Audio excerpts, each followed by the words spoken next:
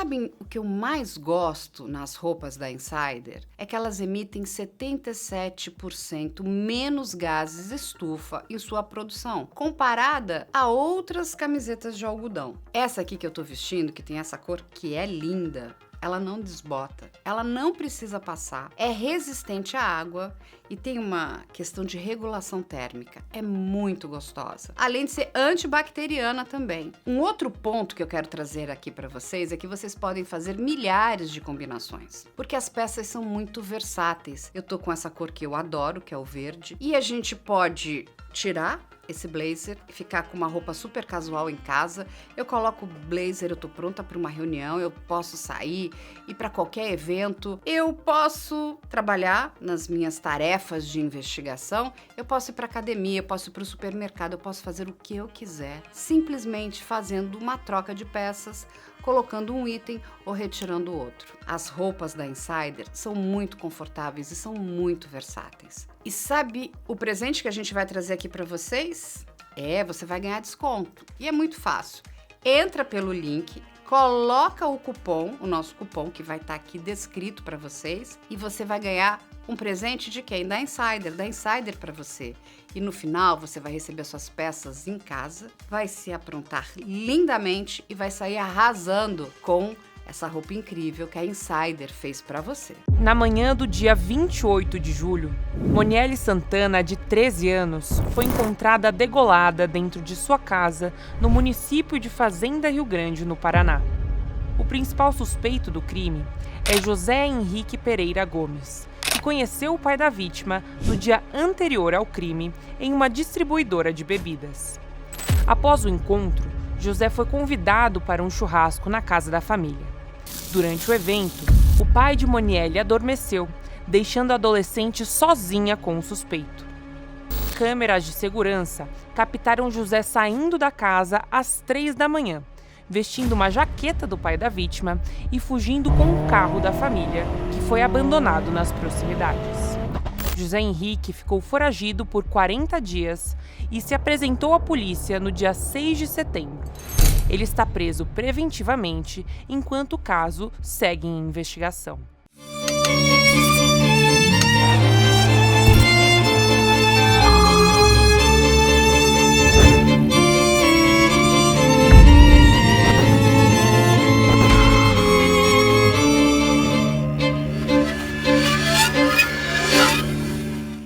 Olá, sejam todos muito bem-vindos à Investigação Criminal. Eu sou Carla Albuquerque e tenho a honra de ter aqui hoje comigo o Dr.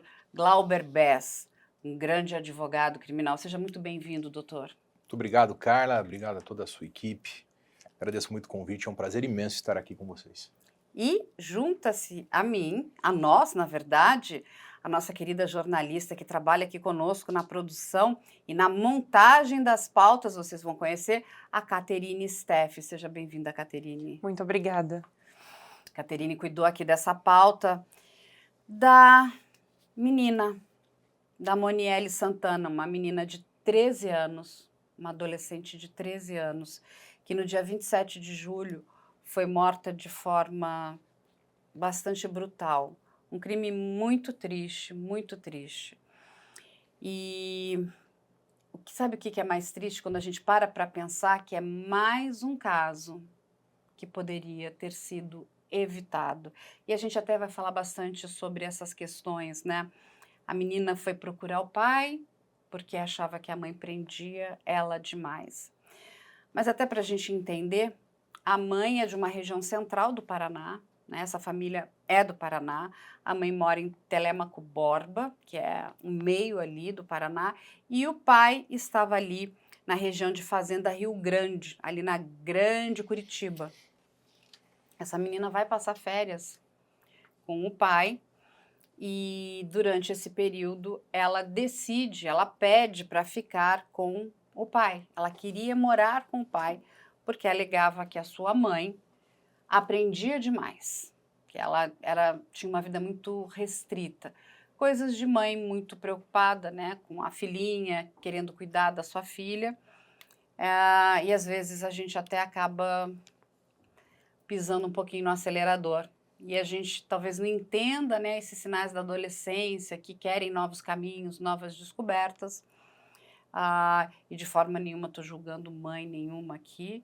Eu entendo a preocupação da mãe de querer proteger seus filhos, mas a gente tem que entender até que ponto a gente precisa dosar isso, inclusive para que a gente consiga trazer essas crianças ainda mais para perto da gente. Aí ela vai morar com o pai. E aparentemente, pelo que a mãe, né, nos passa de informação, ela tinha um bom relacionamento com esse pai, né? A mãe não consegue ver um pai cometendo algo grave contra a sua filha, mas a mãe todo o tempo querendo trazer essa filha de volta.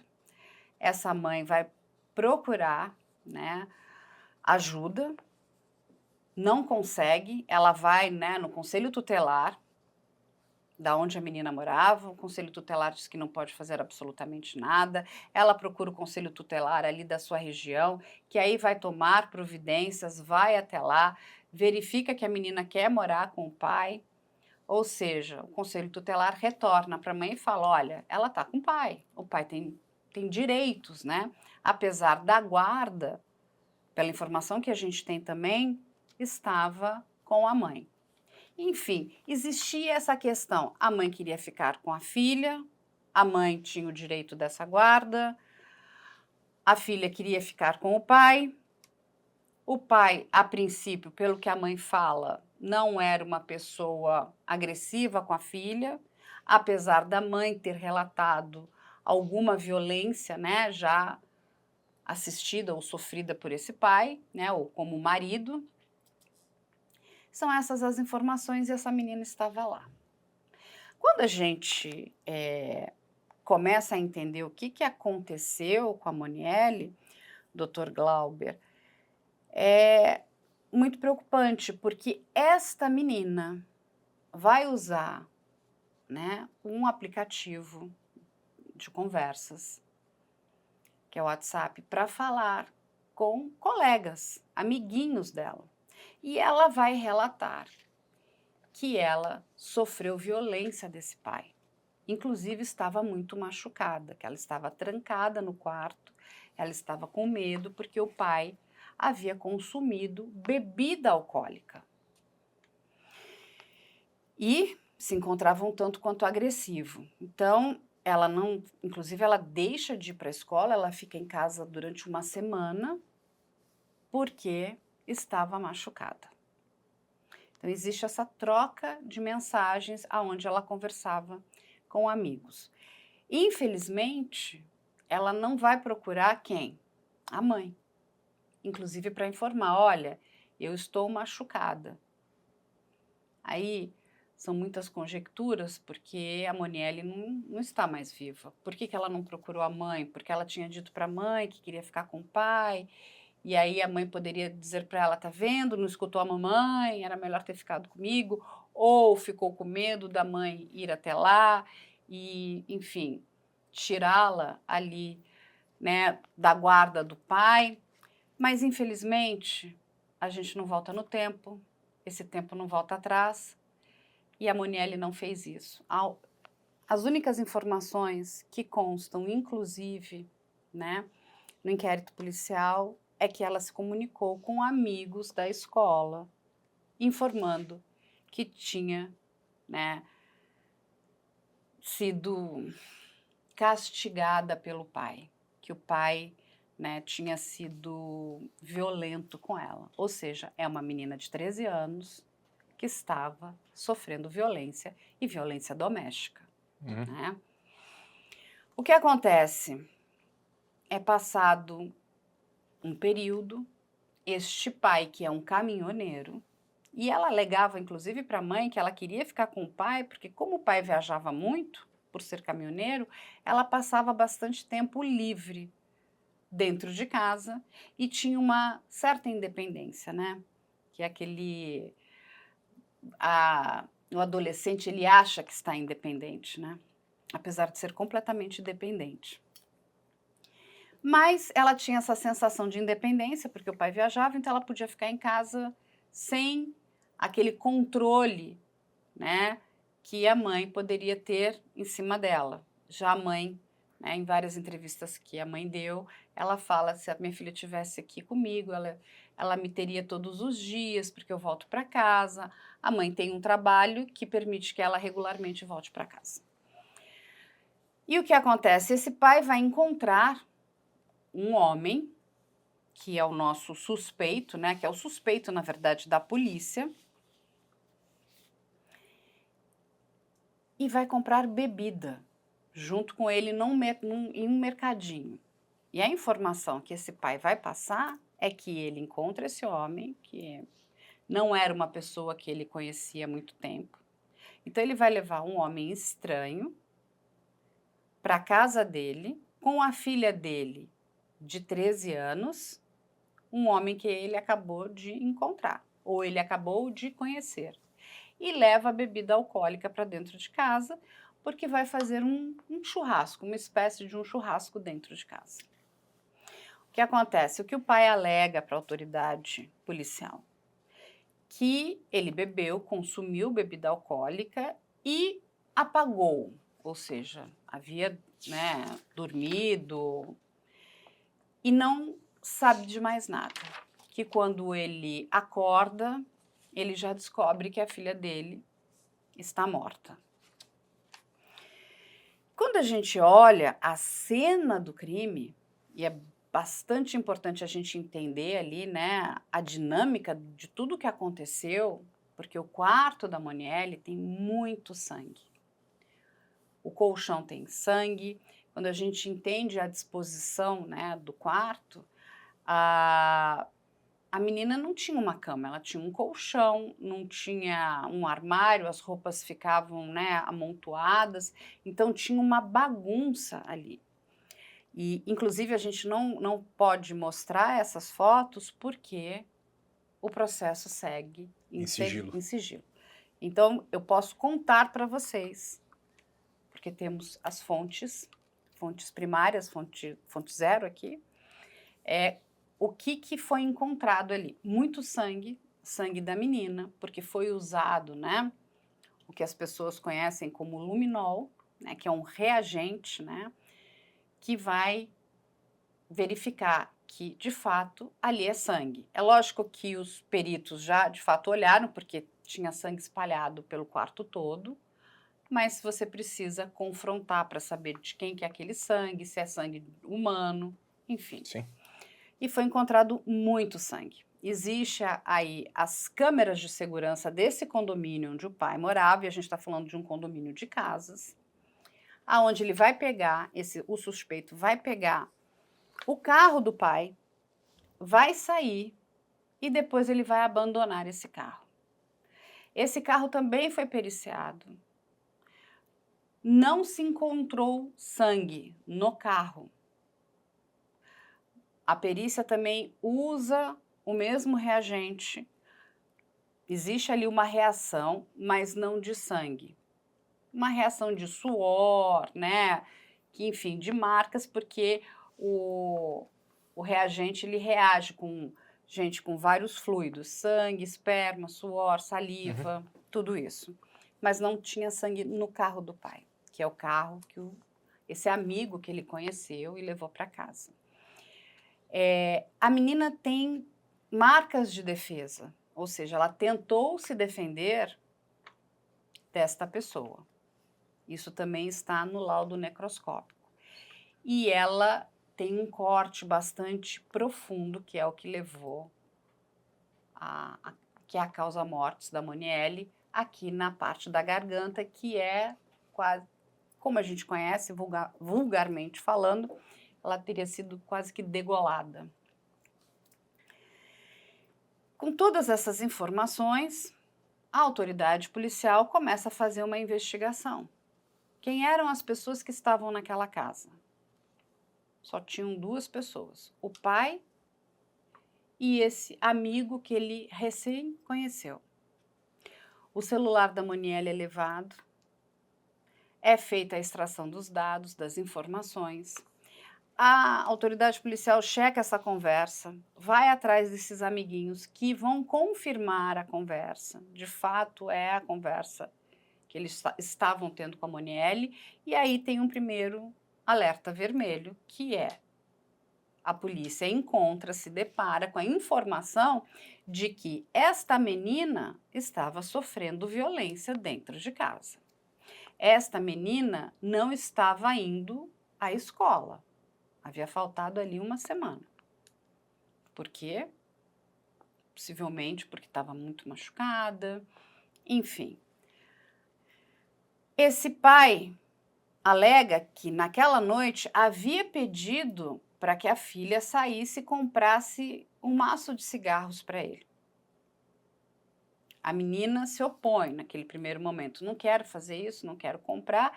E o que o pai também, no depoimento que ele vai dar para a autoridade policial, é que esse amigo vai ficar um tanto quanto enfurecido. Como que ela não lhe obedece?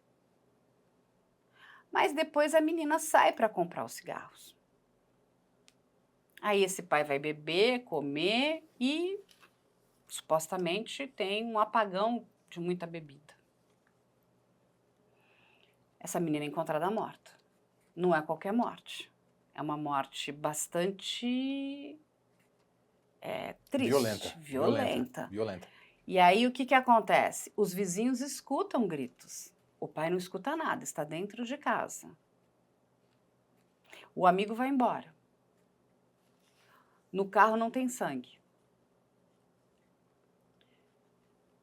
Não é encontrado nenhuma gota de sangue. Aí, aonde eu quero chegar? Tem muitas peças soltas ainda nesse quebra-cabeça, né? Porque, olha só, o suspeito primário, número 1, que é esse amigo que o pai levou para casa. Se ele matou essa menina, e a gente sabe muito bem, Dr. Glauber e Caterine, por mais que a pessoa tente retirar todos os vestígios, ela vai deixar vestígios. Você imagina quando a gente olha para aquela cena do quarto da Monielle, que tem muito sangue. Gente, não é pouco sangue não, é muito, ok? Ou seja, a pessoa que faz aquilo acaba, de alguma forma, se contaminando com o sangue. Ele usou uma faca. A gente também já viu muitas vezes que, né, a menina tentou se defender. O sangue é viscoso. Muitas vezes até o próprio agressor se machuca. Então pode também ter sangue do agressor ali. Não sabemos ainda, porque não temos todas essas respostas. O pai está dormindo, o pai não sabe de nada. Essa é a história que o pai está contando. Vamos acreditar que ele esteja falando a verdade, mas é um tanto quanto estranho. Por que é que não tem sangue dentro do carro se o suspeito... Não é possível que... né, ele é melhor que o Dexter, né? Ele mata uma criança de 13 anos, não se suja? Não vai sujar o carro? Entende? Olha, e tem que fazer uma super limpeza no carro, tem que fazer uma super limpeza nele. Eu estou colocando aqui bastante... São dúvidas. Sim, não tivemos acesso a essa só investigação, pra gente pensar. mas um ponto que chama atenção é o seguinte. O que essas crianças disseram e o que a vítima falou, por que ela apanhava? Porque eu já ouvi alguns juízes aí, desembargadores, dizendo assim, olha, onde tem pinga, o capeta tá ali. Então, exatamente. Fica uma situação bem delicada. Quem que garante, e aí é que fica uma dúvida, que esse sujeito que é o principal suspeito não saiu de lá porque de repente viu uma cena que não queria ver? Sim. Fica uma situação assim. Fica. Agora, foi colhido material das unhas do pai? Então. Foi colhido material das unhas da vítima? Não é? Porque se ela tentou se defender, obviamente ela tentou se agarrar em algum momento. Você vai deixar marcas, Sim. né? Você tem embaixo da unha, Sim. né? A pessoa tenta se defender, ela tem machucados de defesa, Sim, né? Lesões de defesa. E a medicina legal já deixa bem claro que o corpo responde a todas as perguntas do crime. Sim. O corpo vai responder tudo. E dentro dessa ideia de que o corpo vai responder tudo, o corpo do delito também. É que existe a diferença entre o corpo da vítima e o corpo do delito, que é onde houve a cena do crime. Então, tentar desenhar dentro desse palco aí o que realmente aconteceu, eu acho que a gente não pode fazer um juízo de valor aqui sem ter os autos em mãos e numa investigação, pelo menos que nós temos aqui, muito preliminar aqui. Mas o pai tá Não tá estranha essa conversa? Muito. Por quê? E eu vou lhe dizer por quê. Quando a gente pensa num crime, e eu sempre trago isso para as nossas conversas, independente se você está vendo isso pelo ponto de vista do jornalismo, ou ponto de vista da autoridade policial, ou ponto de vista da defesa, do Ministério Público, tem duas perguntas que precisam ser respondidas: autoria e motivação. Qual seria o motivo de um homem que aparentemente não cometeu crimes prévios, né? E aí a gente está falando aí desse amigo dele. Por que tanto ódio assim? Exatamente, para matar uma criança Da forma degolada, entende? Por que é que este homem faria isso? Qual é o... Assim, porque as pessoas vão cometer crimes bárbaros e bizarros e a gente sabe que tem motivos. Aí é um motivo financeiro, porque aquela pessoa me deve um dinheiro, ou porque eu vou ter, né, alguém está me prometendo me pagar algum dinheiro, ou tem algum envolvimento sexual. Amoroso. Exatamente. Né? Aí quando você olha assim, mas essa menina foi abusada? Não foi. Não existe, né? Não é isso, Caterine? Existe.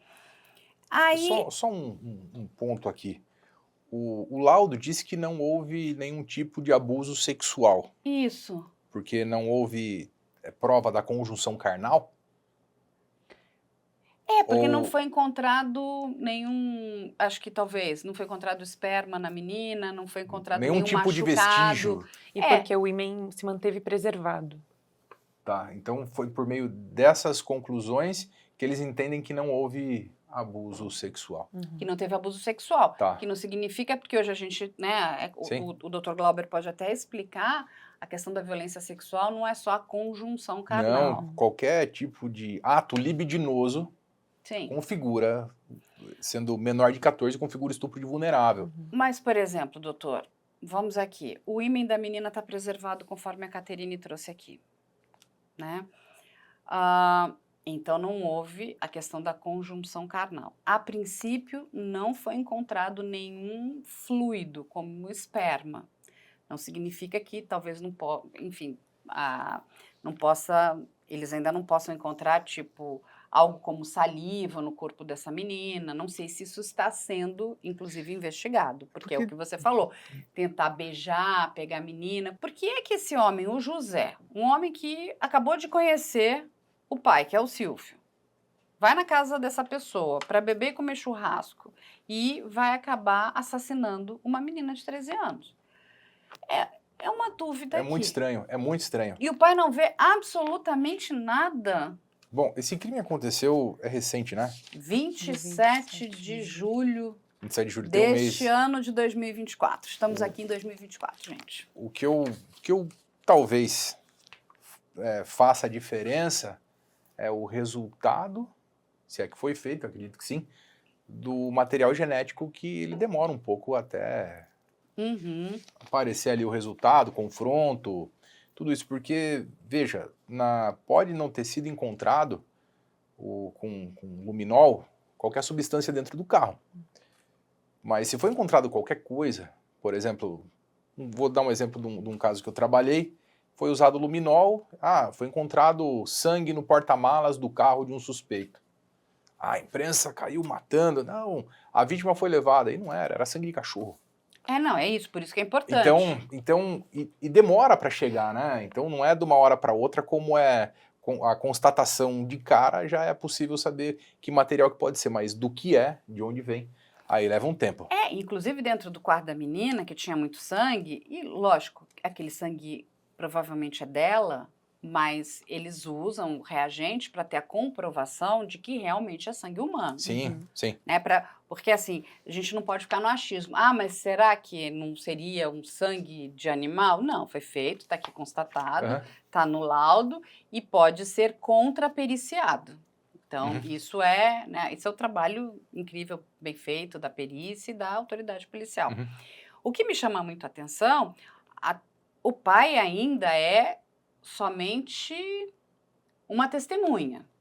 Mas como é que ele não ouviu nada? E essas informações, e a gente sabe que a polícia não solta tudo, isso faz parte, né, de todo o trabalho de investigação, porque ela também não, né, até para não dar, vamos dizer, né, colocar um possível suspeito ou alguma coisa que ela esteja investigando aqui, é colocar aquilo tudo a perder, né? Porque se ela começa a passar muitas informações, principalmente quem cometeu o crime quer saber o que aconteceu. Mas isso me chama muita atenção, porque eu não consigo, e a não ser que esse homem seja um psicopata, um serial killer, ou, enfim, por que é que ele mataria uma menina de 13 anos? Porque ela não quis ir comprar cigarros para o pai? Porque ela não obedeceu o pai? Não faz o menor sentido. Você vai jogar a sua vida na lata do lixo Por conta de um maço de cigarro. de um homem que você acabou de conhecer. Mas também não teria sentido. Eu achei interessante uma situação que o delegado pontuou aqui, que o pai da vítima conhece uma pessoa e já leva para casa para beber. Então. Que intimidade é essa? Então, mas aí, você que é um advogado bastante experiente, Dr. Glauber, olha só, tá bom. Então, digamos que tenha sido o José que realmente cometeu esse crime. Por quê? Alguma coisa ele vai querer em troca. Por que é que uma pessoa vai aceitar matar a outra? Ele tem que receber, precisa ter uma troca, porque você vai estar colocando a sua vida em risco. Sim, mas o ponto... Você vai para uma penitenciária. Sim, o que eu vejo aqui desse convite de um estranho para ir na casa é a falta de cuidado com a filha. Não, sim, primeiro a falta de cuidado com a filha, Né? completa. Essa falta de... Não, digo até assim, Mas mais... será que isso não era um álibi? É porque eu sempre penso fora da caixinha.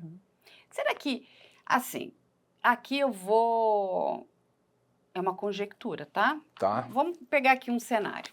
Digamos, olha só, essa menina está dizendo que estou sofrendo violência e o agressor é o meu pai.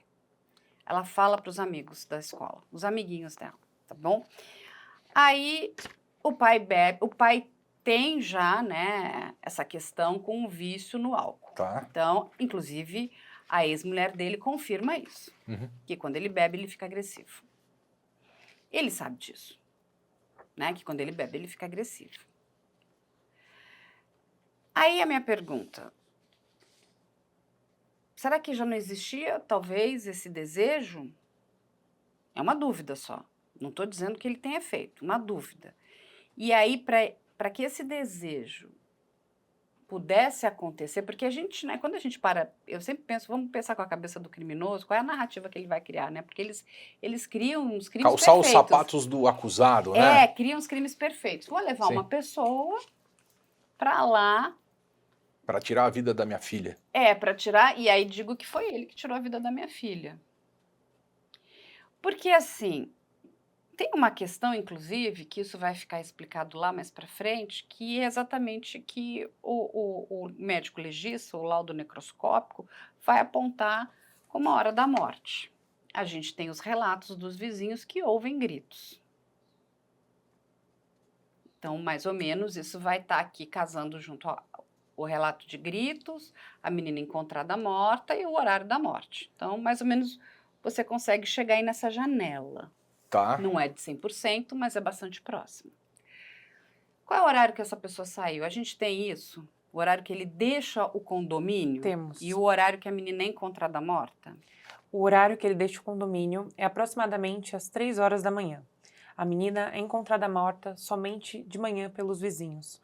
Os vizinhos suspeitaram da movimentação dentro de casa, desse suspeito lá, que saiu com o carro do pai de Monielle. E encontraram a menina morta. Eles que, teoricamente, acordaram o pai que estava dormindo. Agora um ponto que chama a atenção. A hora que eles ouviram os gritos, esse suspeito, ele estava lá ou ele já tinha saído? Ele estava lá. E um ponto interessante é que eles supostamente se conhecem nessa distribuidora de bebidas, ao convite para fazer um churrasco na casa de Monielle. E para esse churrasco, eles se dirigem até um mercado que fica na rua da distribuidora de bebida, como a gente pode ver na arte do mapa. A gente vai puxar um mapa aí. Vamos puxar um mapa? Vamos, solta o mapa. Pra gente Pede ver essa produção distância. soltar, porque eu acho que é importante. Olha lá, vamos lá. Estamos com o mapa do Brasil aí. Fale, Caterine. O mapa é seu. Quando eles se dirigem da distribuidora de bebida para essa vendinha, esse é o bairro que aconteceu e a distribuidora de bebidas. A distribuidora de bebidas que fica bem perto da casa e desse mercadinho, na mesma rua do mercado. Eles vão de carro até o mercado. As câmeras de segurança do mercado flagram o suspeito com uma regata amarela. Tá? Entretanto, às 3 horas da manhã, quando ele foge ou sai do condomínio com o carro do pai de Monielle, ele sai com uma jaqueta que supostamente é do pai. A gente está falando do Paraná. Julho é inverno. Uhum. A gente teve dias, imagina, aqui em São Paulo, de muito frio. A gente pensa ali no Paraná, mais frio ainda. Sim. Né? Então, assim, ele chegou de regata, pegou... Assim, nada faz sentido. Assim, quando a gente para olhar, número 1, doutor Glauber, existe, o senhor apontou muito bem, uma negligência absurda desse pai, né? De levar uma pessoa desconhecida para dentro de casa, que ele não sabe quem é, que ele conheceu na rua, a princípio é isso, conheceu, sei lá, ou alguém... O pai não explica direito também como é que ele conheceu esse cara. Esse homem também é um caminhoneiro. Ele diz que acabou de conhecer. Isso é uma coisa que a polícia vai ter que, de fato, investigar. Acabou de conhecer mesmo? Não conhecia antes? Quem apresentou os dois? Você conhece uma pessoa na rua, já leva para dentro de casa? Estranho. Outras pessoas que estavam nesse churrasco na casa de Monielle mencionaram que o pai apresentou esse amigo como um amigo do trabalho, um caminhoneiro, e não mencionou que havia conhecido ele naquele dia. Então, a gente vai ter outras pessoas nesse churrasco, Então, correto? de onde surgiu essa história Os que ele vizinhos. tinha conhecido ele no dia? Ele mencionou para o delegado que ele havia conhecido o suspeito no dia nessa distribuidora de bebidas. Olha, preliminarmente, de tudo que nós estamos vendo aqui, eu não descarto a participação dos dois. Eu também não. Porque outras pessoas saíram da casa do pai, correto? Sim, Saíram no durante... churrasco. Sim. Exatamente. O que essas pessoas devem ter, né? Prestado depoimento, né? A Sim. autoridade policial deve ter chamado essas pessoas, elas devem ter sido ouvidas, até para entender como é que era a dinâmica desse churrasco, se estava um clima bom, o que aconteceu. A gente sabe que tem essa história de vai comprar um maço de cigarro, você imagina uma pessoa pedir para uma menina de 13 anos comprar cigarros. Não é de bom tom, né, gente? Não, não é. Não é Vai de bom tom, você não. comprar os seus cigarros, né? Colocar Sim. uma criança para comprar cigarros. Primeiro, porque acho que não pode nem vender, né? Não, nem bebida alcoólica e nem cigarro, né? Como é que alguém também vende cigarros para uma menina de 13 anos? Dá pra ver o nível da situação, né? Com todo Entende? respeito aí. É um problema muito grande. Olha a questão da vulnerabilidade dessa menina. Agora, tem alguma informação do que ela reclamou, do porquê que o pai batia? Era só quando o pai agredia ela só quando estava alcoolizado? Ou, de repente, ela tinha feito alguma coisa, o pai não gostava e batia nela gratuitamente? As informações que nós tivemos acesso é que o pai ameaçava ela, que o pai agredia ela quando ele estava bêbado. Inclusive, nós temos o arte 1, que fala do print dessa conversa da Monielle com a amiga. Vamos soltar aí. Olha lá, olha lá. Nesse print, ela diz que ele agrediu ela e porque ela não quis abrir a porta do quarto quando ele estava bêbado. Ela diz que queria muito sair de casa porque estava essa situação instável lá, mas que ela não conseguia, porque se ela tentasse sair, o pai dela a agrediria. Exatamente. Isso foi quanto tempo antes? Isso foi 4 semanas antes, no dia 2 de julho. Inclusive, a gente teve acesso à íntegra das conversas e ela mencionou para a amiga que ele já tentou matá-la uma vez, além de já ter ameaçado a menina. Olha só, o pai falou, eu vou te matar.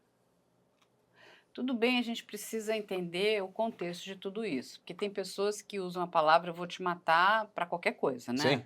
Olha, se você não arrumar seu quarto, eu vou te matar. Tem gente que, Eu vou matar você, você vai ver. Então a gente tem que entender o contexto Sim. disso. Mas quando a gente vê um contexto de uma troca de mensagens, a menina relatando violência, começa a ficar sério.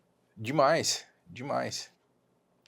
Então, se nessa dinâmica os dois homens podem, né, ter participações nessa cena de crime, e é algo que precisa ser investigado, porque eu concordo com o Dr. Glauber, eu acho que é muito precipitado descartar o pai como suspeito, apesar da mãe entender que o pai não faria isso com a filha. Tecnicamente falando, isso não é indício? Eu acho que é. Não é indício? É indício.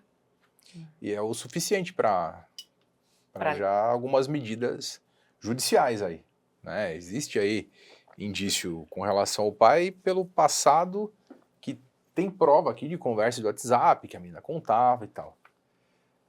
Agora, não sei, precisaria analisar melhor esse inquérito, as mas, assim, investigações, né? é muito bom quando a gente, né? Eu digo que às vezes é ótimo quando a gente tem muita informação, mas é muito bom também quando a gente não tem tantas informações, porque o que acontece? Você fica com a cabeça até mais livre. E, de novo, aqui a gente está conjecturando. Sim. Até que tudo seja esclarecido, mesmo o José, ele é um suspeito. No final do inquérito, o delegado vai precisar, né, dentro, né, do arcabouço de provas, né, chegar na conclusão de que foi ele, de fato, que cometeu esse crime. Mas ele cometeu sozinho, ele teve a ajuda de alguém, quem mais participou, qual foi a motivação desse crime, porque matar uma menina de 13 anos, não, porque eu tô com vontade de matar, isso não existe. Não. Principalmente da forma que foi morta, né? Teve alguma premeditação, teve um planejamento, alguma combinação. A história da Monielle está muito mal contada. Sim, eles começaram a fazer o churrasco, era 8 da noite, é isso? Sim. E a vítima foi encontrada... No horário da manhã. 9 horas da manhã. Ou seja, se ela foi morta antes do José sair, o José saiu mais ou menos que horas? 3 horas da manhã. 3 horas da manhã. Foi encontrada por volta de o quê? 6, 9. 9? Olha o tanto 6 de horas. tempo. Sim. É bastante tempo. É estranho, ainda mais que foi investigado por vocês aí, que foi trazido por vocês, de que esse rapaz, o Silvio, não, o José Henrique, né? Uhum. Ele teria saído depois dos gritos. Tudo isso aí é muito estranho. E o pai não ouviu gritos. O pai alega, durante o seu depoimento, que ele não ouviu absolutamente nada. Tem E a vítima foi encontrada onde? No quarto dela, de bruço. Os vizinhos viram a movimentação suspeita. Eles, na parte da manhã, foram até a casa, viram pela janela que a menina estava deitada de bruço no seu quarto. Eles entraram na casa, acordaram o pai da vítima e ele foi em direção ao quarto, virou a menina, pegou elas nos braços e percebeu o que tinha acontecido. Agora é estranho, né? Os vizinhos escutam gritos e não vão fazer nada. É tudo muito estranho. E só vão lá depois, no dia seguinte, para ver o que está acontecendo. E encontram o pai dormindo. Eu não sei se a gente tem essa informação. Esse pai teve algum outro problema com a justiça? Não. Não temos essa informação. Quanto ao José, o suspeito, esse amigo, a única informação que a gente tem é que ele tem um processo na área civil, é isso? Sim, Por não pagamento de condomínio, alguma coisa assim. exatamente. Em Guarulhos. Não, mas isso também Não é nada. não traz Então, nenhum assim, elemento. até porque você vai pensar, não, já cometeu crime em algum outro lugar, Sim, já tem alguma passagem. O que aconteceu? Porque esse pai, quando a menina vai morar lá também, doutor Glauber, ele estava casado com uma outra mulher. tá. Que, inclusive, quando a mãe fala, eu quero que a minha filha volte, né? Inclusive, que era a atual mulher do Silvio, fala, não se preocupa, eu vou cuidar bem da sua filha, e a gente não tem dúvidas disso, mas ela acaba se separando também Por qual razão? do Silvio. Nossa. Não é sabido. É algo que a gente precisa entender. Por que Então- que essa mulher também deixou o Silvio? Dentro da... Só abrir um parênteses aqui, Por que favor, eu acho que é a interessante. palavra é toda sua, doutor Agradeço. Glauber. Dentro da criminologia existe não sei se é uma estatística ou algo assim, chamado cifra negra. Uhum. E na cifra negra, o que a ciência, né, da criminologia diz sobre a cifra negra? Vamos supor, eu fui furtado. Tá. Chego na delegacia, tá uma fila para fazer o BO, eu falo, não vou registrar isso na polícia, deixa quieto. Eu não vou registrar, isso vai dar muita dor de cabeça, aí tem que voltar aqui, eu não registro. Mas o crime ocorreu, Sim. eu fui vítima.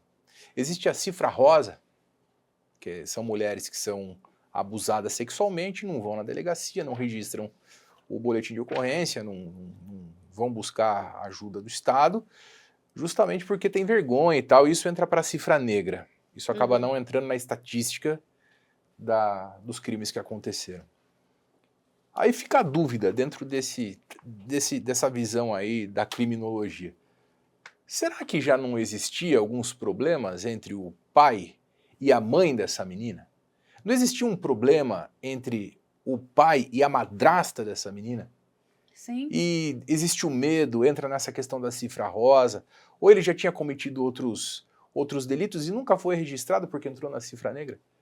Não, e você levantou uma coisa, doutor Glauber, muito importante. Muitas pessoas que são vítimas de violência não conseguem reconhecer a violência psicológica também, que é uma violência. Sim, Né?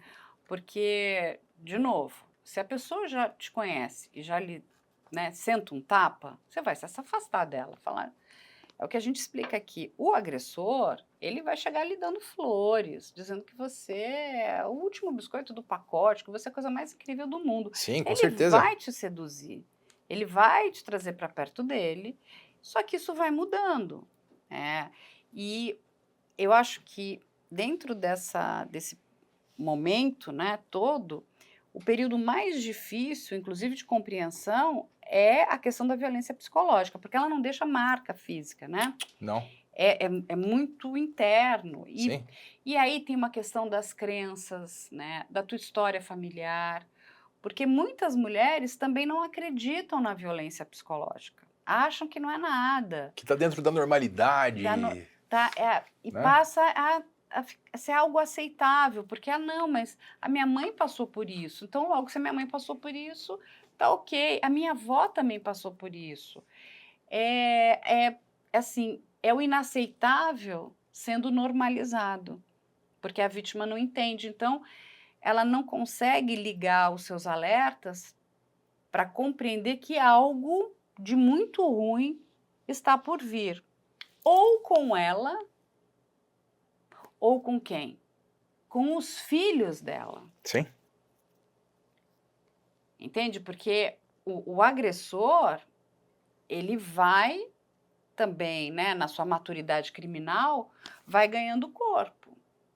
Vai ganhar autoridade. E até no ponto que ele acha, porque ele entende aquela figura como um objeto. Se é objeto, eu posso fazer o que eu quiser. Sim, uma visão psicopata da coisa, uma visão de psicopatia aí, com certeza.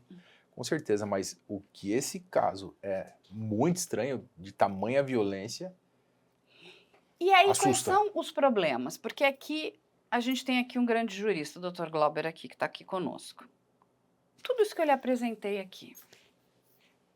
E aí nós temos essa investigação que coloca como suspeito o José. Silvio é só uma testemunha. O senhor vendo tudo isso, e eu, aqui, na minha compreensão, acho que tem buracos aí. Esse quebra-cabeça está meio forçado. Tá, mas a gente tem que levar em consideração que é só o começo ainda, né, das investigações aí, e nós estamos trabalhando com conjecturas. Sim. Né? Mas se de fato esses dois estiverem envolvidos, a pena é alta, e muito alta. Principalmente porque para o pai, que uma das consequências é perder o poder familiar.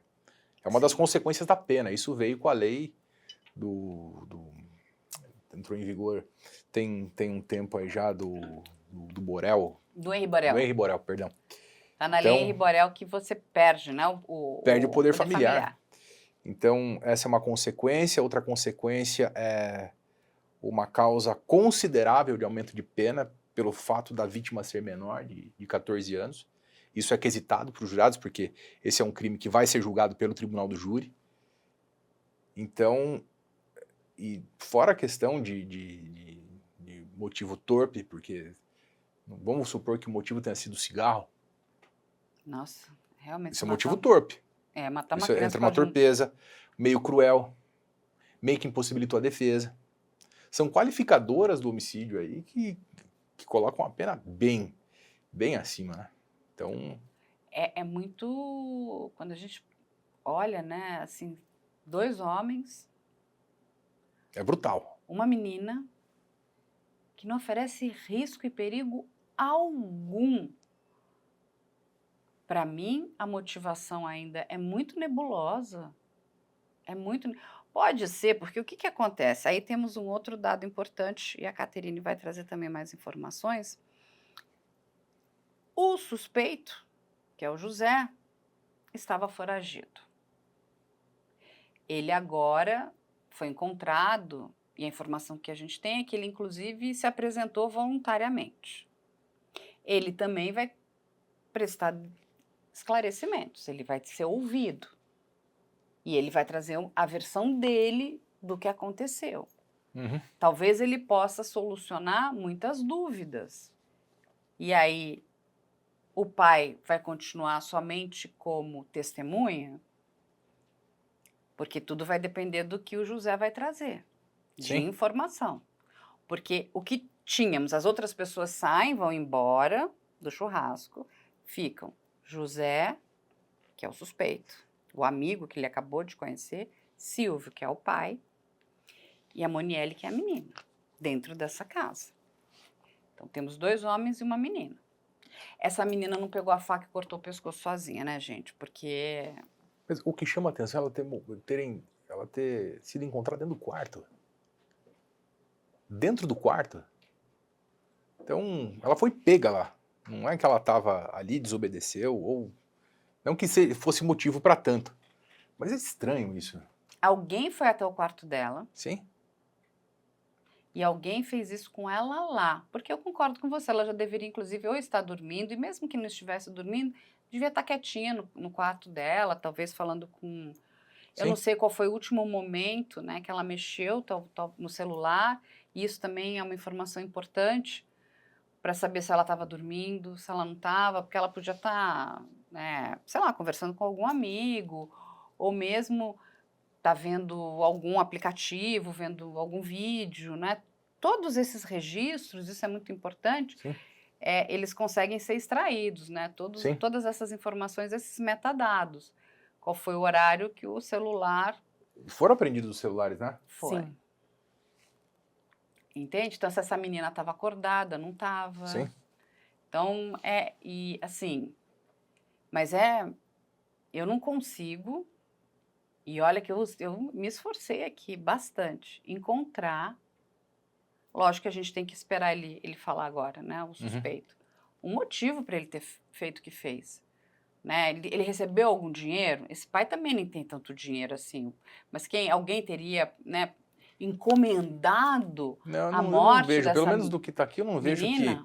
que seria por questão financeira, acho que Não vejo assim. Se não foi também sexual, porque podia, né? Ele ter, sabe, numa ofensiva, vou tentar, né, abusar dessa menina, violentar essa menina, Ela rejeita. ela rejeita, e aí ele, enfurecido também, acaba matando a menina. Será que ela não sofreu em silêncio nenhum tipo de abuso? E nesse dia ela se rebelou, eu não quero. Pode ser. E aí, por conta dessa negativa, acontecer esse tipo de situação, que é bizarro. Não é bizarro? Bizarro. É isso que eu vejo, assim. E sabe o que é triste? Que é uma menina que pede para ir morar com esse pai, né? Sabe, que nutre confiança. Lugar que ela buscou apoio. Apoio, que acreditava estar num lugar seguro.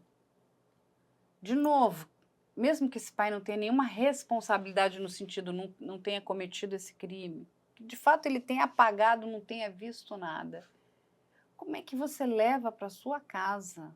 Olha, mas no mínimo acho que uma omissão. Exatamente. No mínimo uma omissão. Uma omissão não tem sentido. O suspeito se apresentou à delegacia de Fazenda Rio Grande no dia 6 de setembro. E ele foi acompanhado de seu advogado. Mas durante o depoimento ele permaneceu calado por, inclusive, sugestão do advogado. Nós tivemos acesso a esse depoimento e ele decidiu permanecer calado. A gente tem o depoimento? Não temos, não podemos mostrá-lo. Ah, não pode mostrar, porque está também em segredo, em sigilo. Muito sigilo. Sigilo de todo lado, gente. É sigilo do sigilo. Aí, não, mas tudo bem, tá durante a investigação, a gente precisa respeitar isso. E assim, é uma prática, né, da própria defesa, Sim. de até entender tudo o que aconteceu, vai falar realmente para a pessoa, né, se manter em sigilo também. Não, com certeza. O que acontece? Quem que vai julgar esse tipo de crime quando você assume uma defesa logo no inquérito? Acho que ver uma visão mais prática da coisa aqui. Regra geral, dificilmente assim, o investigado fala alguma coisa se realmente existe culpa ali. Nenhum julgador, eu digo aqui, quem vai enquadrar ou tipificar que crime aquela pessoa está sendo investigada, seja o delegado, o promotor, o juiz pode levar o silêncio do investigado em prejuízo dele. Então, o ônus da prova cabe a quem acusa, cabe à polícia, cabe ao Ministério Público. Então, muitas vezes o silêncio, ele vem para ajudar. Não quer dizer que ele está assumindo a culpa, né? Não quer dizer que ele está assumindo a culpa. Então, não dá para entender a estratégia que o colega adotou, né? Ou por que ficou em silêncio ali, mas às vezes tem situações que o próprio acusado fala: eu não vou aqui falar nada porque eu sei que não foi ele, fui eu, deixa que eu resolvo lá na frente e eu quero ficar em silêncio. O advogado não manda no cliente, né? O advogado orienta. Mas, no fim, às vezes é uma opção do próprio réu, do próprio ficar investigado. calado, Sim, né? Com certeza. Mas, Caterine, a gente tem um vídeo do Caio Percival, é isso? Sim, temos. É o vídeo 1. Estamos falando, evidentemente, de um procedimento investigatório despótico, que é marcado e rotulado por uma série de arbítrios que correm do seio desse inquérito policial. A priori, o José Henrique constitui esse defensor por meio de uma procuração, então estamos regularmente habilitados no procedimento investigatório e até o presente momento, na data de hoje, momento pelo qual gravamos esse vídeo, ainda não tivemos acesso a alguns elementos indiciários que tramitam no bojo do inquérito policial e sequer ainda tivemos acesso ao mandado de prisão expedido pelo Poder Judiciário a pedido da autoridade policial, e nós até esse presente momento não sabemos quais são as razões de decidir que colocam hoje José Henrique atrás das grades. Essa é uma violação absoluta de direitos, levando em consideração ainda que o delegado de polícia que conduz por vias tortas esse procedimento, ele, em primeiro lugar, ele leva a foto de José Henrique estampada como foragido à imprensa. Então, nós estamos tendo aí um extravasamento de elementos informativos do bojo do inquérito policial que está sobre o véu do segredo de justiça e que primeiro acaba informando a imprensa, a jornalística como um todo, sendo que o próprio advogado, constituído regularmente pelo seu constituinte, ainda não teve acesso a alguns elementos indiciários e sequer aos fundamentos que decretaram a sua prisão preventiva. Levando em consideração esse estágio da arte, a defesa estava aguardando o momento adequado para apresentar José Henrique. José Henrique, desde o início, se colocou à disposição das investigações, mas José Henrique, em primeiro lugar, precisava ter os seus direitos, todos eles resguardados. Então, José Henrique queria sim colaborar com as investigações, mas, em primeiro lugar, as investigações, dentro de um Estado democrático de direito, precisariam também, inicialmente, já que o ônus da prova é do Estado, colaborar com José Henrique. Coisas que não estavam acontecendo.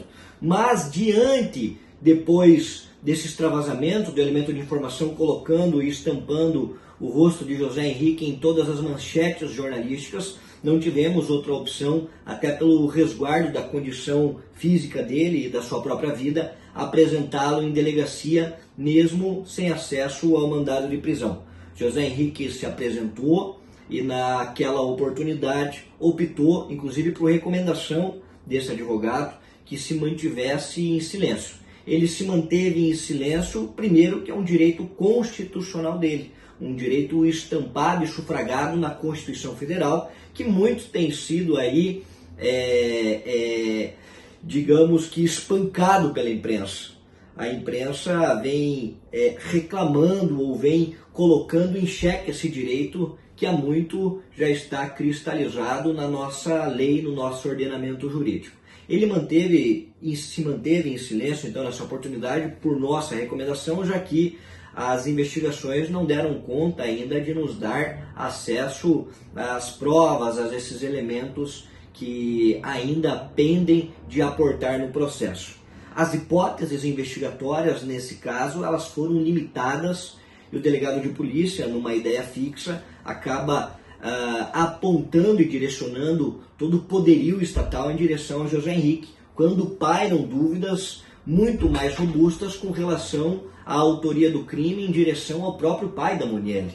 Nós estamos aqui falando do principal motivo do crime. Qual seria o motivo desse crime? Quem teria mais motivos para assassinar a Monielle? Seria o próprio José Henrique, que conheceu ela naquele dia?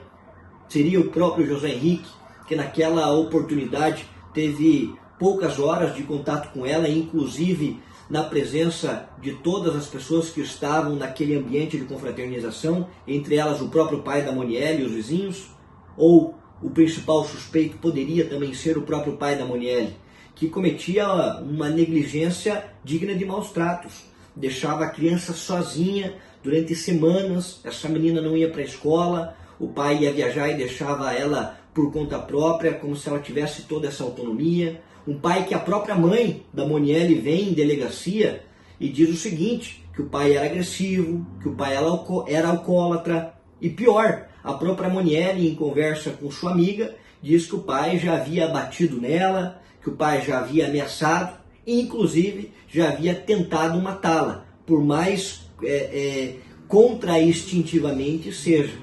Então nós temos ainda muitas coisas que devem ser apuradas. Nesse momento, o José Henrique se mantém preso preventivamente e nós apresentamos junto ao Tribunal de Justiça do Estado do Paraná um habeas corpus, já impetramos, já que o José Henrique ele é primário, tem bons antecedentes, tem filhos para criar, não tem uma mácula criminal, tem residência fixa e, portanto, tem condições absolutas de responder esse processo, sim, mas em liberdade.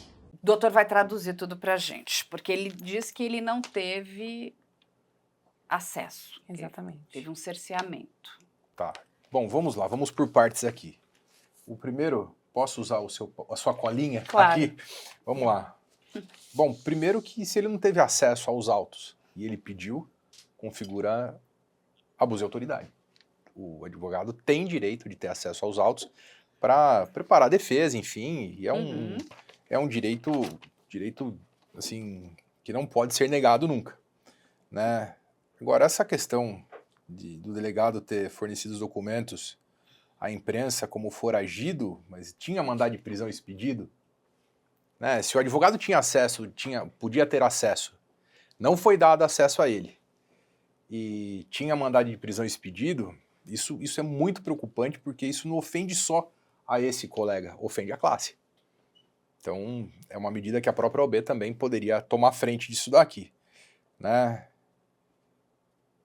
Agora, quem atua muito na área criminal, e acredito que os colegas aqui que estão acompanhando vão concordar comigo, nunca leve o seu cliente antes de ver o que está acontecendo. Nunca leve o seu cliente na delegacia antes de saber o que está acontecendo. Você tem uma prerrogativa da defesa saber o que consta no inquérito, se tem mandado de prisão, se não tem, para depois instruir o cliente, olha, a situação é essa, vamos lá. Essa é a situação. Agora, se não foi dado esse direito pro advogado, houve um espancamento aqui do estatuto, do código de ética, né? Afirma que o pai era negligente, isso a gente já viu aqui, dúvida. Que é uma situação que é pontual, né?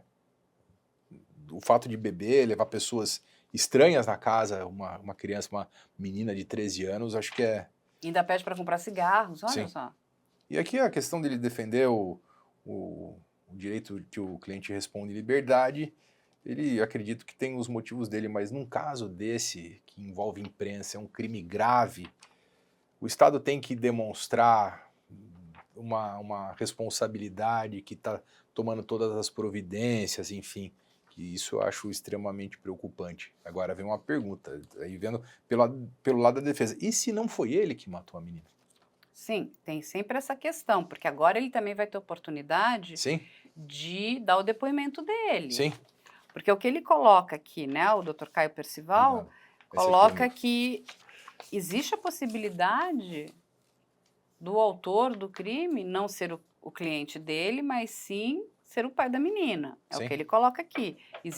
Mas precisa ser investigado. Sim, Né? E, de novo, quando a gente olha a cena do crime, aquela cena do crime deixou muitos vestígios, tem muito sangue é viscoso, acaba que deixa marcas digitais. O pai alega que saiu correndo e abraçou a menina, quando encontrou ela morta. Enfim, a coisa que mais me causa estranheza é de não se encontrar nenhum vestígio de sangue no carro onde esse rapaz, né, esse outro homem... nessa investigação preliminar. Exatamente, e não tinha nada. A gente também tem o vídeo do auxiliar de acusação, o Guilherme Fauci. E ele cita a possibilidade do suspeito ter coberto as mãos, já que, além de nenhum vestígio de sangue, não havia digitais no volante também. Meu nome é Guilherme Fauci, sou advogado da família materna da vítima Monielle, em conjunto com o Dr. André Peixoto de Souza. A vítima Monielle é vítima de um brutal homicídio praticado por José Henrique, o principal suspeito e autor dos fatos, na cidade de Fazenda Rio Grande, no dia 28 de julho passado. Permaneceu homiciado até o dia 6/9, quando, já com prisão preventiva decretada, se apresentou em delegacia de polícia e fez o uso constitucional do seu silêncio.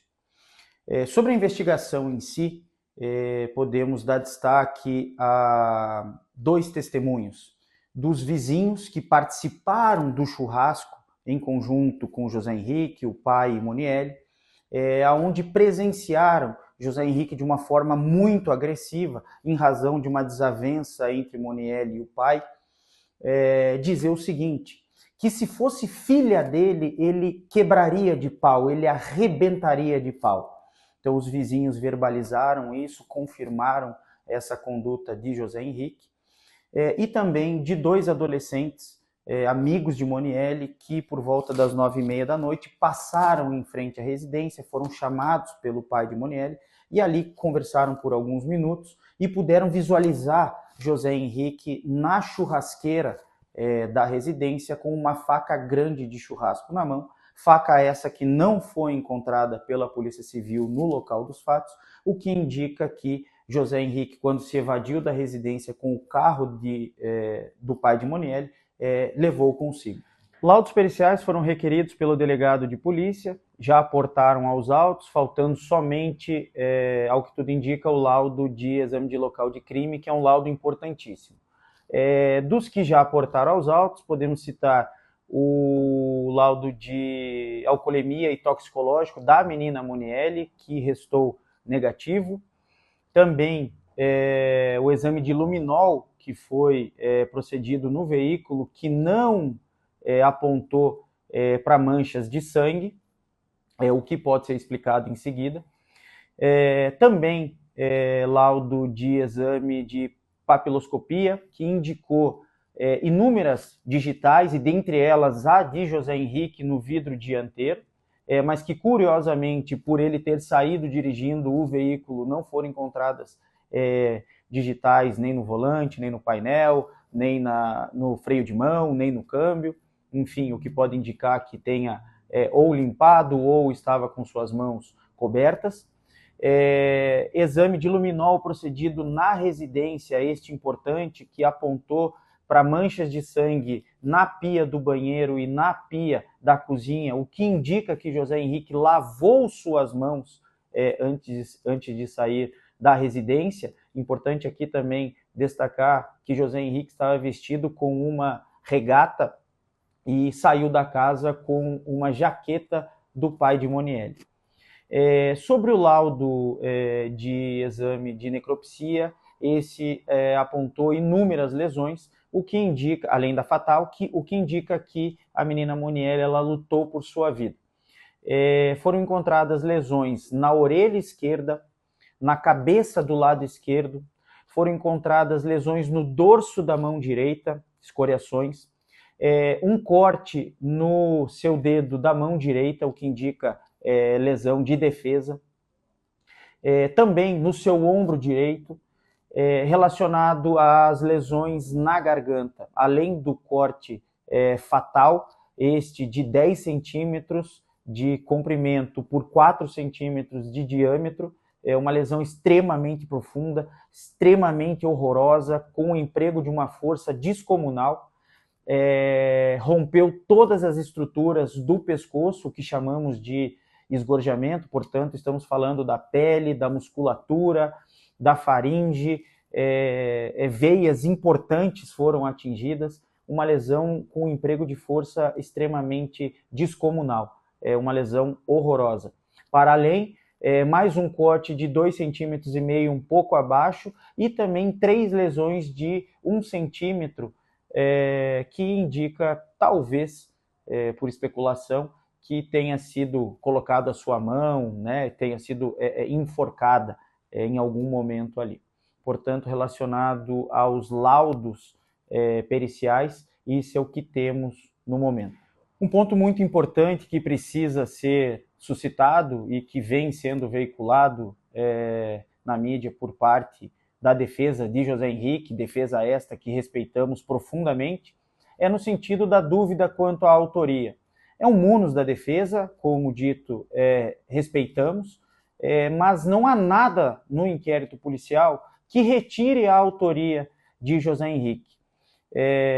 José Henrique saiu da residência 3h07 da manhã com o veículo do pai de Monielle, com uma jaqueta, se escondendo, permaneceu homiziado por mais de 40 dias, entregou-se em delegacia de polícia, e isso não há nenhum louvor, muito pelo contrário, com mandado de prisão preventiva já decretado, seria efetivamente preso.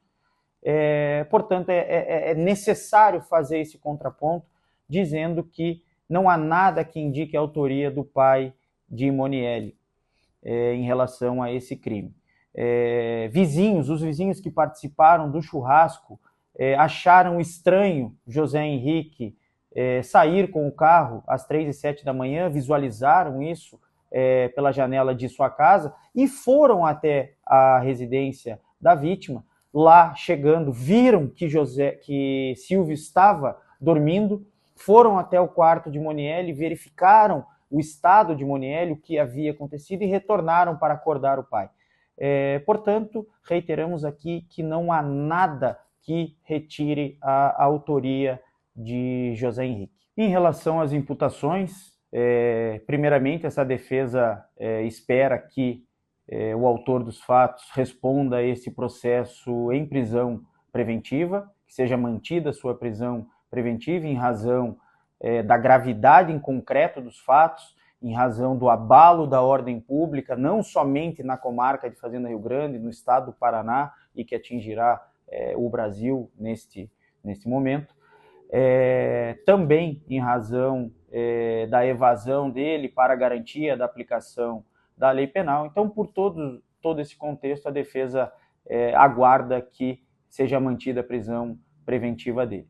Em relação às imputações em si, essa defesa acredita que ele responderá pelo homicídio qualificado em razão do motivo torpe, em razão da dificuldade de defesa da vítima, também pelo feminicídio, com a agravante de ter sido praticado contra menor de 14 anos. Me lembra muito um caso americano do Bryan Kohberger, né, que o Ministério, né, a promotoria acusa o Bryan, mas todas as provas são circunstanciais. Só existe uma digital dele numa bainha de faca. Lógico que muitas atitudes do Bryan, né, que é o caso de Idaho, levam a parecer que é ele, mas você não tem certeza absoluta que é ele. Sim. É de novo aqui. Ele pode ter usado luva? Pode, existe essa possibilidade. Era interessante a gente saber qual era a temperatura nesse dia. Porque é o que ele falou, do jeito que ele está andando, ele está com uma camiseta amarela e uma calça meio esverdeada, né? Um azul Essa foto é do esverdeado. dia? É do dia. Doutor Guilherme, eu entendo a sua posição, mas não dá para a gente olhar para esse pai e achar que Que tá tudo bem. Não, eu sou mãe. Não dá, mesmo que ele fosse o pai mais santo do mundo, o fato de você bater na menina, pedir para ela comprar cigarros, a menina, sabe, se sentir acuada, ameaçada, tá tudo muito estranho, muito estranho. A gente precisa de muita investigação aqui. Agora, o fato de ele estar, toda vez que ele bebe, ele fica agressivo, entra naquelas fases do alcoolismo, né? Sim, e a pessoa alcoolizada fica bastante violenta. A gente, assim, tem histórias aqui que são muito graves. A pessoa perde o controle, né? Sim. Ela vê razão na violência, isso é extremamente perigoso. A pessoa que poderia contar a verdade não está mais viva. Então, a gente tem a versão de A, a versão de B, a gente tem a cena do crime que fala bastante também. E tem aquela que é a verdade absoluta. Sim. A questão é conseguir chegar nessa verdade absoluta, que esse é o caminho que a autoridade policial tenta encontrar. Eu tive um caso há muito tempo e foi uma situação muito parecida.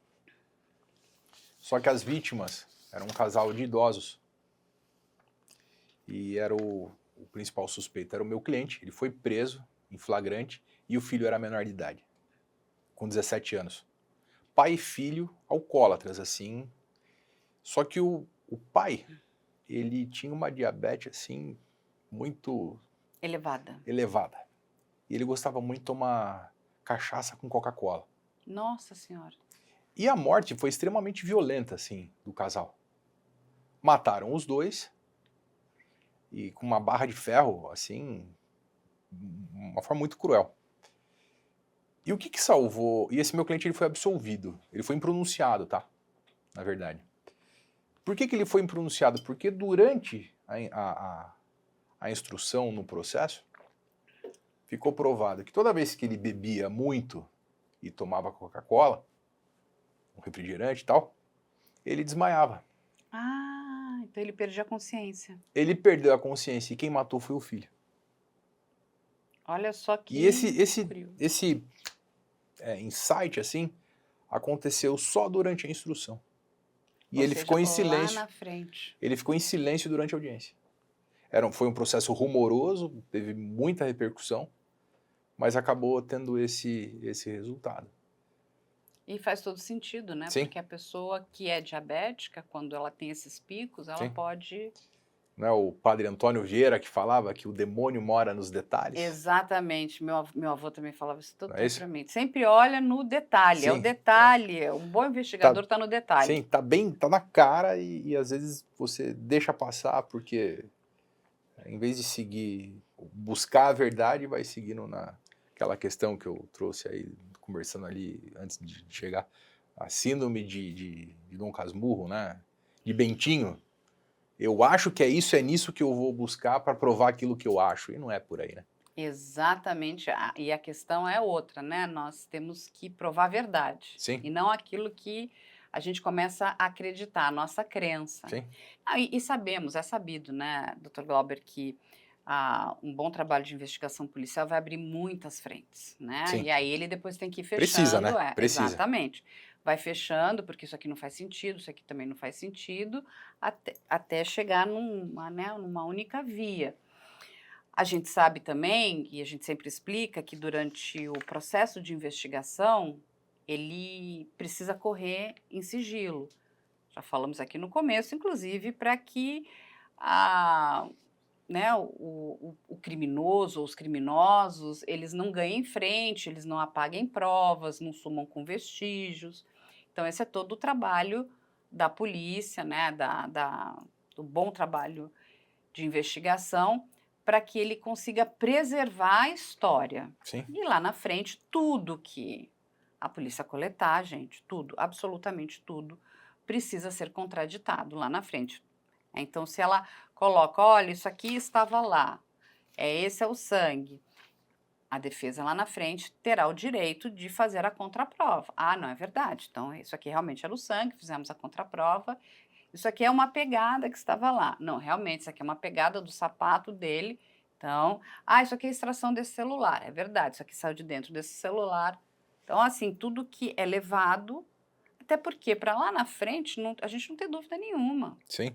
Aquela pessoa realmente cometeu aquele crime e ela vai agora responder para a justiça, vai ser apenada, porque ela, né, cometeu um crime. Mas foi feita uma boa investigação, a defesa teve todo o direito de contraditar, né, o que foi levantado, e a sociedade fica tranquila no sentido de que não é um inocente que está sendo preso. Sim. Eu não sei, pensando aqui, a gente vai conversando, vai confabulando, né? Isso. Poxa, essa criança foi degolada. Sim. É muito... E foi encontrada de bruços, ela foi pega por trás. É muito... Sabe o que me parece? É. Pelos meus anos de experiência, tem muita pessoalidade nesse crime. Não é um crime qualquer. Sabe, não é um... Tem muito ódio. O degolar uma criança de 13 anos. Tem muita raiva. Tem raiva. Entende? Assim, é uma outra questão que precisa ser levantada. Esse outro indivíduo, o José, ele é violento? Não se sabe. É violento? Não é? Isso a própria também a autoridade policial vai precisar levantar. Sim. Com, enfim, relação a amigos, pessoas que o conhecem, não sei se ele é casado, não é, se ele tem filhos, não tem. Qual é o histórico dessa pessoa, né? Porque um crime, a gente precisa estudar o pré, o crime e o pós-crime. Sim. Ele realmente fugiu, não fugiu? Ele o é caminhoneiro. Crimes, né? Ele é caminhoneiro. Então, ele saiu de lá. Por que ele pegou aquele carro? ele falou, o amigo falou, pode pegar, Sim. vai, não sei. Por que ele larga o carro? Também é suspeito. Você vai pegar o carro de uma pessoa que você acabou de conhecer, você vai largar ele em qualquer lugar. Por que vai largar o carro de uma pessoa? Não é? É estranho isso também. Demais. Abandona demais. o carro, aí tudo bem. Não, mas eu precisei abandonar. Por que abandonou? Por que saiu com o carro? Por que saiu? Por que abandonou o carro? Por que pegou um carro que não era seu? Você saiu, pegou a chave de um... Essa história tá muito mal contada. Então, assim, o quarto foi periciado, outros locais da casa foi periciado, o carro foi periciado. A questão é, a roupa do José não teve como ser periciada porque ele ficou 40 dias, dito pela polícia, foragido. Agora se apresentou. Eu não sei se o pai entregou as roupas que ele estava usando, isso não vi no laudo de perícia. Porque o Chegou pai... alguma coisa das unhas da menina? Acho que eu já... Não. Também não. O que a gente tem informação é do exame de luminol, que foi encontrado vestígios de sangue no quarto, obviamente, mas também na pia do banheiro da menina e na pia da cozinha. O que indica que o assassino lavou a mão 2 vezes em 2 locais diferentes. E agora acho que vamos fazer o comparativo para saber de quem é o DNA, enfim. E principalmente saber, porque 40 dias depois, se o José se machucou, já não tem mais também o ferimento, né? Então, mas se ele se machucou, ele também pode ter deixado o sangue dele no local. Sim. Então, é algo que também pode ser bastante esclarecedor. Sim. Foi encontrado algum outro sangue que não seja o sangue da menina? Não. Ainda não tem essa informação, porque isso também demora, né? Isso é um material que vai ser coletado, que precisa ser analisado, são muitos os vestígios. A cena de crime tinha muito sangue, onde poderia ter o sangue, possivelmente dessa outra pessoa, né? Ou do criminoso.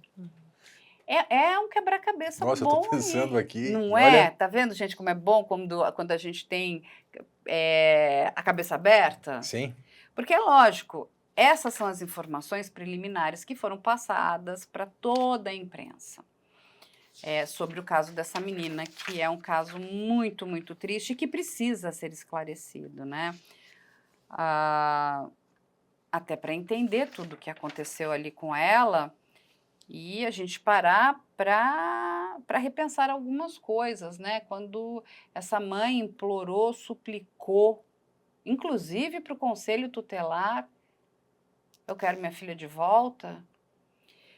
E aí é uma questão que não é, né, do direito penal, mas é do direito familiar, né, das varas da família. Não, mas ela já tinha 13 anos, ela tem o direito de decidir de ficar com o pai. Mas Acho que faltou sensibilidade, né? Faltou muita sensibilidade eu aí. acho assim, a gente tem que repensar muitas coisas, assim, muitas coisas, porque... E é um ponto só para a gente encerrar que eu queria trazer aqui é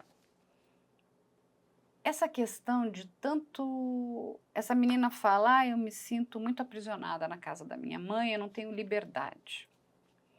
Isso a grande maioria dos adolescentes vai falar. Sim, né? com certeza. Estão entrando nessa fase.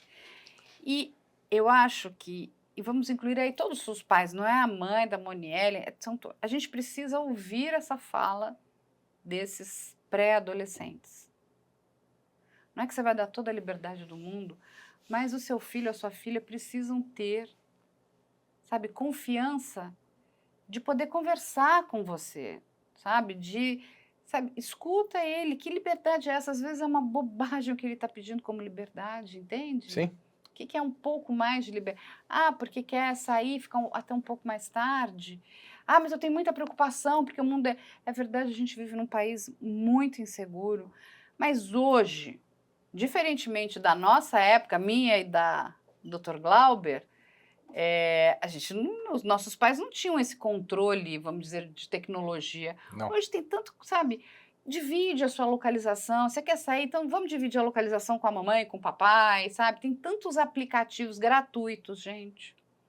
Tem tanta coisa que pode ser feita. Sentar e conversar, explicar para o seu filho a sua preocupação, a sua angústia de mãe ou de pai, porque às vezes assim, não deixa, não quero que saia.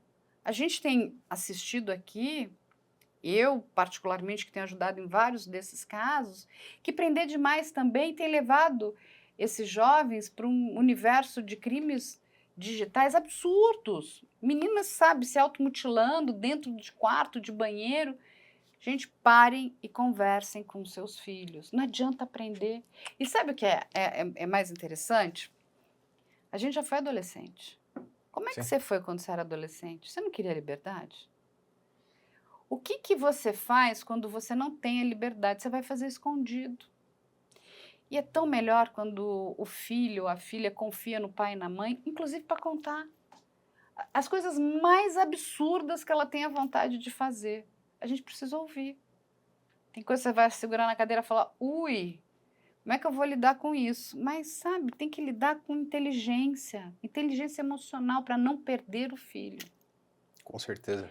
Porque aí, sabe o que acontece? São coisas tristes como essa. Há muitos anos, quando não tínhamos tecnologia, a gente não tinha essa janela, né? Não tinha. Não tínhamos essa janela. E eu tenho a impressão também que não, na época da adolescência, pelo menos a minha, eu tinha mais respeito pelos meus pais, assim, do que espaço para conversar. Bastava um olhar, né? Bastava um olhar, você já... E hoje acho que falta, o que eu falei, acho que no começo, a questão da sensibilidade, né? Uhum. E acaba dando situações, assim, muito, extremamente tristes, né? É. Bom, gente, vamos continuar acompanhando o caso, né, da Monielle. Caso muito triste, vamos entender aí como é que a autoridade policial vai caminhar com esse inquérito, como é que isso vai ser apreciado pelo Ministério Público, mas, de fato, isso irá a júri popular, né? A gente espera que fique esclarecido quem são os reais autores e qual é a real motivação desse crime. Sim. Porque essa menina, né, merece essa resposta, né? A mãe dessa menina, principalmente. E eu quero agradecer a presença do Dr. Glauber. Vamos deixar aqui as redes sociais do Dr. Glauber, um grande advogado, muito amigo do Dr. Luciano Santoro, da doutora Alessandra Girardi. Sim, com certeza. 2 grandes juristas aí. E passou a ser nosso grande amigo aqui também. Muito obrigado. Vamos deixar aqui as nossas redes sociais que vocês já conhecem.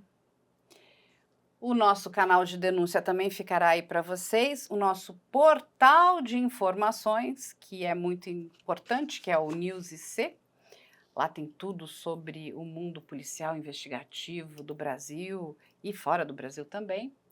E no final, como vocês já sabem, a gente deixa aí a nossa contribuição aí para a Interpol, que são os procurados da Interpol. Eu peço que quem tiver informação sobre essas pessoas entre em contato diretamente com os canais de denúncia. Essa denúncia pode ser feita de forma anônima e é muito importante, se você tiver alguma informação, que você contribua. É isso. Muito obrigada e até a próxima semana.